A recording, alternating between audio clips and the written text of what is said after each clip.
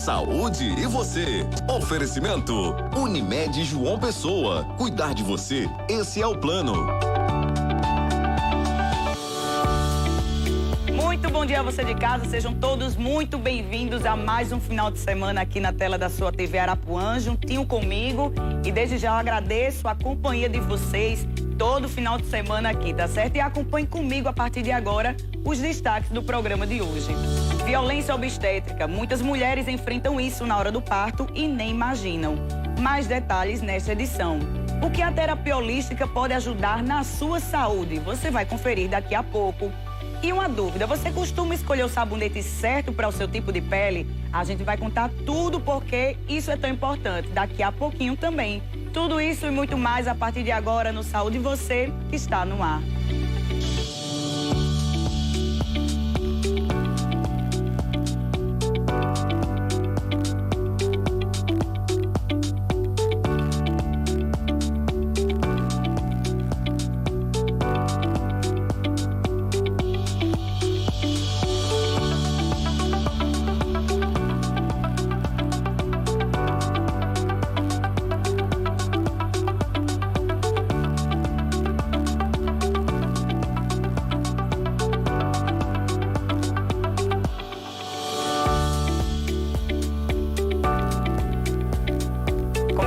Você deste final de semana, sejam todos bem-vindos mais uma vez. E olha, gente, o câncer de mama é o que mais mata mulheres no mundo. E a prevenção é a melhor forma de se curar dessa doença, principalmente no estágio inicial. Aqui em João Pessoa, as mulheres têm assistência de diagnóstico gratuito pelo SUS. E a gente vai ver a partir de agora como é que funciona. De acordo com o INCA, esse ano aqui na Paraíba, estima-se que surjam 1.120 novos casos de câncer de mama. Rastrear o nódulo logo no começo aumenta as chances de cura. Nesse mês de outubro, Rosa, 100 mamografias são realizadas por dia no Centro Especializado de Diagnóstico de Câncer, que fica na Avenida Epitácio Pessoa, número 600, na capital. De longe dá para identificar o serviço por conta da decoração. No mês de outubro nós estamos abertos a partir das 7 da manhã e vai até as 7 da noite. Nós estamos com a carga horária estendida para atender todas as mulheres. É preciso que a mulher ela venha ao serviço logo cedo para pegar a ficha que estão sendo distribuídas a partir de 6 da manhã. Então, a gente vai estamos distribuindo essas fichas para que ao longo do dia essas mamografias sejam realizadas. O nosso foco principal hoje é buscar aquela mulher a partir dos 40 anos que nunca realizou a mamografia. Ou então que ela já tenha realizado a mamografia no intervalo de 1 ano, que é importante considerar esse aspecto, tá? E a mulher, ela pode vir ao serviço portando RG, CPF, comprovante de residência, cartão SUS. Apenas isso, não precisa trazer requisição de mamografia. Nós temos toda uma estrutura voltada para o atendimento dessas mulheres e acolhimento delas aqui. Aos 42 anos, Elisângela fez a 3ª mamografia. Ela não deixa a saúde para depois e por isso escolhe o outubro para se cuidar, já que é mais fácil encontrar exames nesse período de campanha de prevenção ao câncer de mama. Ela não tem casos na família, mas não quer ter surpresa. Aproveita para convidar outras mulheres acima dos 40 para fazer o mesmo exame oferecido gratuitamente pelo Estado. Muito importante, não só para mim, né? Tem muita gente que não tem condições, aí vem e faz esse exame de graça, não dói, não incomoda, se previne e chama outras pessoas para vir, né? O exame é oferecido ao longo do ano pelo SUS, mas a paciente deve ser encaminhada de um serviço de saúde. O câncer de mama é um câncer silencioso, que ele não sinaliza, né? Algumas vezes, a grande maioria das vezes, ele não sinaliza, então a mulher ela fica muito apreensiva, né? Com o exame e também por acharem que o aperto que ela vai ter na mama é algo assim muito doloroso, quando na verdade não é. É um exame relativamente simples, mas de extrema importância para a mulher a partir dos 40 anos. E olha só, quem já passou pela cirurgia bariátrica sabe que um dos efeitos que podem surgir é alguns bem desagradáveis, como o excesso de pele. Às vezes incomoda, às vezes não, depende do tipo de excesso de pele. Mas quando é necessário uma cirurgia plástica pós-bariátrica? A nossa repórter Thaís Aureliano conversou com o cirurgião plástico, o Dr. Wagner Leal, que vai esclarecer todas as dúvidas para a gente agora. Após a perda de peso excessiva, logo após a cirurgia bariátrica, muitos pacientes querem melhorar ainda mais essa qualidade de vida, por uma questão de saúde e também de estética. Tem aí as cirurgias pós-bariátricas, mas quem é que pode fazer, né? Quando já dá esse pontapé? Por isso a gente veio aqui conversar com o cirurgião plástico Wagner Leal sobre esse assunto. Muito obrigada pela sua participação. E a gente logo de início queria saber, é uma condicionante? Todo mundo precisa fazer uma nova cirurgia logo em seguida da bariátrica ou não? Esse procedimento pode ser até mesmo uma escolha do paciente. Excelente pergunta. Os pacientes que perderam muito peso, geralmente os pacientes com índice de massa corpórea maior do que 40, esses com a sobra de pele maior, é mais provável que eles precisem de procedimentos pós-bariátricos, abdominoplastia, mamoplastia e nos homens também a toracoplastia. Pacientes que fizeram a bariátrica com índice de massa corpórea menor, geralmente têm menos sobra de pele. Então, obviamente, o tratamento vai ser individualizado e cada paciente precisa de um tipo de tratamento diferente. E os procedimentos também são diferentes, né? Tem no abdômen, tem na mama, mas em outras regiões do corpo também é possível. Sim, sim. Os mais comuns são a região do abdômen e das mamas nas mulheres e do tórax nos homens. Mas também tem a flancoplastia, que é aquele tratamento que é feito nas costas. Tem também a dermolipectomia das coxas, dos braços e até a cirurgia da face. Com a sobra de pele, né? Com a perda de peso, às vezes há uma flacidez de face que também precisa ser tratada. Mas aí não dá para fazer todas essas regiões simultaneamente, né? Com quanto tempo depois da bariátrica ou de uma outra cirurgia dessa, um novo procedimento pode ser feito? Um intervalo interessante entre a cirurgia bariátrica e as cirurgias pós-bariátricas é de 12 até 18 meses. Tempo que é necessário para que a pessoa perca o peso, estabilize esse peso e que a gente possa trabalhar os excedentes de pele de uma forma mais tranquila, mais garantida. Entre uma cirurgia plástica e outra, a gente pode esperar por volta de 6 meses. E acontece, por exemplo, do paciente encarar uma bariátrica, mas não perdeu tudo aquilo que esperava. Ou, ao contrário, né? Preferir fazer logo uma cirurgia plástica antes da bariátrica. Isso é possível, essa inversão. Sim, muitas vezes a gente encontra pacientes que são submetidos à cirurgia bariátrica que já tinham cirurgias de mama ou de abdômen prévias, né? Às vezes foram operados ainda no início do desenvolvimento da sua obesidade. Então, esses pacientes, depois de perderem peso, podem necessitar também de uma cirurgia pós-bariátrica depois do emagrecimento. E claro, como todo procedimento, a cirurgia pós-bariátrica também tem seus cuidados para evitar complicações e riscos. Que acompanhamento é esse? Que tratamento é esse? Toda cirurgia plástica necessita de uma ampla gama de exames pré-operatórios, certo? Tanto do ponto de vista de bioquímica, hemograma, como também avaliação cardiológica e, especificamente no caso das mamas, se há ou não algum cisto, nódulo que precisa ser tratado anteriormente. Os pacientes pós-bariátricos, por definição, são pacientes que demandam mais cuidado, uma vez que eles têm, na maioria das vezes, uma redução na capacidade de absorção de nutrientes, que pode, às vezes, levar a anemia ou déficit de algum oligoelemento do sangue. E aí todo mundo quer logo retornar para as atividades normais, mas você tem que ter cuidado, fazer esse pós-cirúrgico bem certinho para não ter nenhum problema. Então, com quanto tempo as pessoas já podem retornar então ao trabalho? Então, depende do tipo de trabalho, né? Trabalhos burocráticos, né? Que demandem apenas telefone, computador, às vezes a gente consegue liberar o paciente com 15 dias. Algum tipo de trabalho que demande mais esforço físico precisa de pelo menos 30 dias para o retorno das atividades. Muita gente se preocupa com as cicatrizes, né? E nesse tipo de cirurgia, que técnica é utilizada para minimizar também esses impactos na pele? O paciente pós-bariátrico tem muita sobra de pele, então necessariamente as cicatrizes também são maiores do que as cirurgias não pós-bariátricas, né? Obviamente que, dependendo do caso, você pode ter um tipo ou outro tipo de cicatriz, mas, de forma geral, os pós-bariátricos têm cicatrizes mais extensas porque a sua sobra de pele também é maior. Pode haver a possibilidade de fazer uma outra cirurgia plástica, mas nessa mesma região que ele já fez? Nos pacientes que já tinham cirurgias plásticas antes de fazer a bariátrica, é possível sim fazer uma nova cirurgia, porque haverá uma nova sobra de pele.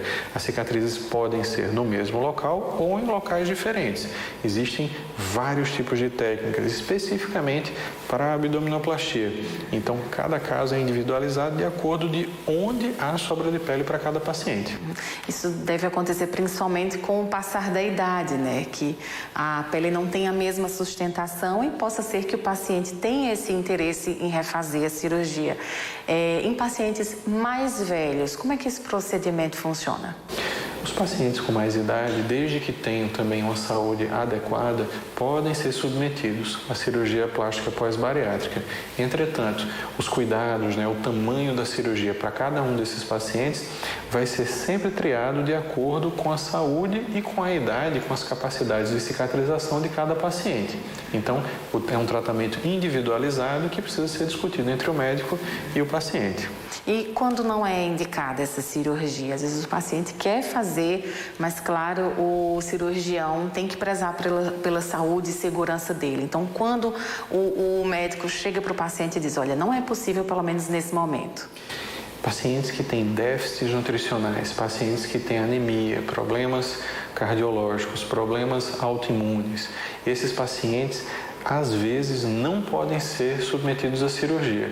E como o excedente de pele não causa risco de vida iminente para o paciente, precisa ser resolvido primeiro o problema de saúde dele para que ele possa estar apto para poder ser submetido à cirurgia. E após a cirurgia, muita gente ainda utiliza aquelas cintas, para dar uma sustentação maior, à parte do corpo que foi cirurgiada. Essas cintas, elas devem ser usadas por quanto tempo ou não há um protocolo para isso? As cintas e o sutiã cirúrgico, eles geralmente são utilizados por 2 meses no pós-operatório. Depois de 30 dias, esse uso pode ser flexibilizado, alguns horários do dia, tirar, por exemplo, para dormir, mas até 2 meses ele ainda é necessário. E faz diferença? Faz diferença, especificamente no conforto. Pacientes que operam mama, pacientes que operam abdômen, o uso da cinta traz mais conforto para o dia a dia. Então, sim, é necessário. E qual a sua orientação para a gente terminar para esse paciente que quer fazer essa cirurgia pós-bariátrica? E o que é que ele tem que ter em mente? Como ele se conscientizar, se informar para fazer um procedimento correto e não ter nenhuma complicação? Perfeito. O paciente pós-bariátrico, primeiramente, ele tem que estar em acompanhamento com o seu cirurgião bariátrico, com o seu nutricionista e está com os exames todos ok. Uma vez que complete o tempo de 1 ano a 1 ano e meio e que seus exames estejam todos normais, ele deve procurar o cirurgião plástico, discutir o que ele quer melhorar e entender que, especificamente nos pacientes pós-bariátricos, todas as cicatrizes vão ser mais extensas do que no paciente não pós-bariátrico, porque é a única forma que há de reduzir pele é com a cirurgia. Ok, muito obrigada pela sua participação, muito esclarecedora em entrevista. A gente espera também que todo mundo tenha compreendido, já que é uma demanda tão alta e tem crescido mesmo nos últimos anos. Inclusive você, Tati, também, que já passou por esse procedimento. Espero também ter te ajudado. Eu volto com você. 1 em cada 4 mulheres no Brasil sofre algum tipo de violência obstétrica. É o que revela uma pesquisa da Fundação Perseu Abramo.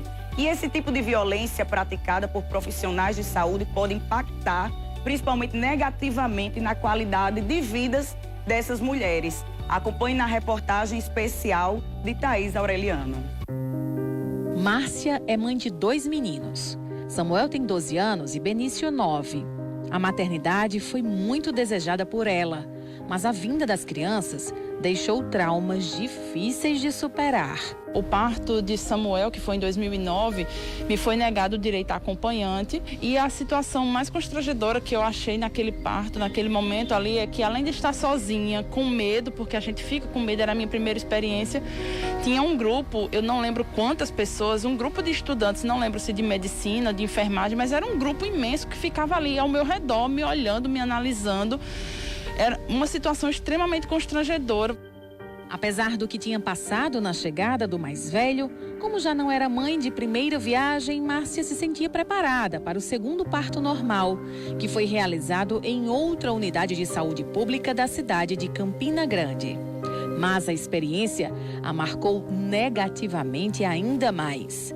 Impossível relembrar do momento que deveria ser feliz, sem chorar. Tinha uma enfermeira em particular que era extremamente grossa o tempo todo. Ela fazia o que, eu não sei se ainda hoje é feito, o exame de toque, que é para ver a dilatação da mulher. E esse exame é invasivo, é dolorido. Então eu pedi a ela, não faz agora que eu estou tendo uma contração forte. Ela abria as minhas pernas e fazia o exame de toque contra a minha vontade. O médico veio correndo, me cortou sem nenhuma anestesia, sem nem saber se eu queria esse corte. Outra coisa, também não me deram meu filho para ele se acalmar, coisa que fizeram no primeiro parto. Quando o bebê chorou, Samuel veio pro meu colo e se acalmou. Benício não, Benício ficou chorando com a enfermeira. E aí me deram tranquilizantes, mas eu ainda me lembro da curetagem, tudo sem anestesia. Eu me lembro de todo o processo que foi dolorido até eu apagar realmente e já me acordar no quarto com a minha mãe do meu lado e o meu bebê também já alimentado, sem ter passado nenhum segundo ali comigo desde a hora do parto. Então, desculpa. O que Márcia passou é violência obstétrica. Uma série de abusos e negações de direitos em um dos momentos mais vulneráveis da vida da mulher. Sem o atendimento humanizado que as futuras mamães esperam, infelizmente a hora do parto se transforma num verdadeiro transtorno. Ela muitas vezes verbalmente é desrespeitada por alguém da equipe. Às vezes ela é inclusive colocada em posições que não favorecem para ela, que não foram autorizadas por ela, ou seja, não há uma sintonia com a equipe, não existe um respeito para com aquela mulher, ela é totalmente despersonalizada. Inclusive muitos relatos de muitas mães que naquele momento foi proibido inclusive a entrada do seu acompanhante, que pode ser ou não o pai da criança, é da escolha da gestante, de escolher quem ela quer naquele momento tão especial. Infelizmente, essa realidade é comum. Na maioria das vezes, a vítima está em situação de vulnerabilidade social. Ainda 97% dos partos têm intervenções. Então, não sabemos exatamente se todas essas intervenções teriam indicações, se ela teve as suas comorbidades identificadas no pré-natal, enfim. São diversos fatores que deveriam ser avaliados nesses prontuários para ver se realmente essas intervenções seriam necessárias, mas com certeza não deveriam ser tantas. Com quase 50 anos de profissão, esta ginecologista explica que as mulheres deveriam ser bem orientadas durante o pré-natal, sobre tudo que podem ter acesso antes, durante e depois do parto. O direito a ver o bebê, o direito a ter o esposo ou a mãe ao lado para dar assistência a ela, o direito a ter um psicólogo, o direito a ter um fisioterapeuta, a ter uma enfermeira ao seu lado, a ter todo o carinho, todo o aparato, boa alimentação, a ter o asseio necessário 2 ou 3 vezes ao dia das partes íntimas. Tudo isso é um direito que ela deve ter, todo o material necessário para aquele momento não ser traumático para a mãe e para o bebê. O trabalho de Cristina pode ajudar e muito as gestantes, até depois do parto. Ela é doula e passou a amparar as mulheres para garantir humanização na hora da chegada do bebê. Além de ter todo o acompanhamento gestacional, educação perionatal a essas mães, acompanhar essas mulheres parturientes também no trabalho de parto e dar um apoio também a ela após o pós-parto. Então, são todo um contexto que a gente também vai ver nesse holístico, de como se encontra essa mãe no estado mental dela, no estado físico. A gente dá todo esse suporte, como também alívios das dores na hora do trabalho do parto, que não seja farmacológico. Ela é técnica de enfermagem, mas o desejo em acompanhar as futuras mamães só veio depois que ela sofreu violência obstétrica em 2019. Se sentiu só em um dos momentos mais difíceis da vida dela. Perdeu a segunda filha, cerca de 20 minutos depois que ela nasceu, com 28 semanas. Às vezes com palavras, como são ditas. No meu segundo parto, a médica que iniciou comigo, ela inibiu, lógico, o trabalho de parto, mas a segunda esqueceu de continuar com a medicação. Então, eu entrei novamente porque ela esqueceu. Então, você vê a falta do atendimento personalizado, de olhar criteriosamente. Cada gestante, cada parto é único, cada paciente vai vir com um histórico, vai vir com alguma coisa. Eu estava com os leucócitos alto, eu estava com 28 semanas. Não era para estar, mas havia uma infecção e a médica não viu. Quem viu fui eu. Depois de 24 horas eu fiz, eu tô com infecção. Por que eu não estou tomando antibiótico? Mas é normal estar com infecção. E a gente sabe que infecção urinária também adianta o trabalho de parto. Desde 2020, tem a formação de técnica de enfermagem e de doula como missão de vida. Eu acho que, queira ou quer não, o desfecho que não foi favorável para mim nesse último parto, mas me fez ter uma nova missão de vida. E dizer assim, eu não quero mais isso nem para mim, nem para as outras mães. E aquilo que eu puder fazer, eu vou fazer para ajudar essas novas gestantes. E caso a mulher sofra violência obstétrica, ela pode denunciar nas secretarias de saúde, nos conselhos profissionais ou por meio do Disque 180, uma central de atendimento à mulher. Márcia preferiu não denunciar, mas dá uma dica valiosa para as gestantes minimizarem os impactos das atitudes parecidas com as que ela sofreu. Para as que ainda vão passar pelo parto, que se cerquem, se munam de toda a informação possível.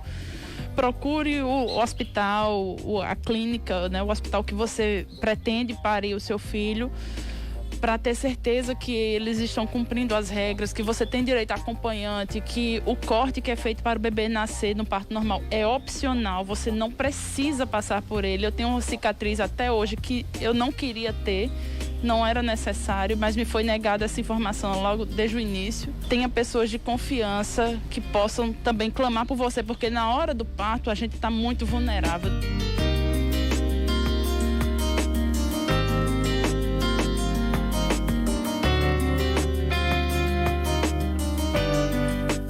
Agora a gente vai para um breve intervalo, mas nem pense em sair daí, tá? Daqui a pouquinho a gente tá de volta.